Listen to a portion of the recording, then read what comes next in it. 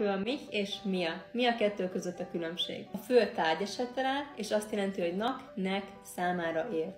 Például valaki ad neked valamit, azt mondja, hogy das ist für dich. Ez tehát a tiéd. Er tut alles für mich.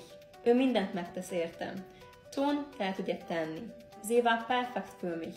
Ő tökéletes volt nekem. Vagy éppen haben Sie etwas Zeit für mich? Van egy kis ideje rám? Itt tehát ezekben a példákban egyik ige sem vonzotta a datívot, a részesedet.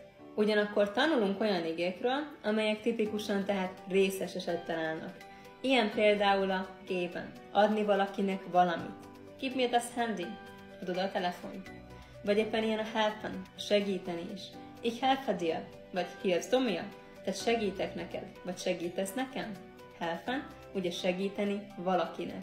Mindig azt néz tehát, hogy maga az ige mit vonz. Vonz-e a részes esetet, vagy sem.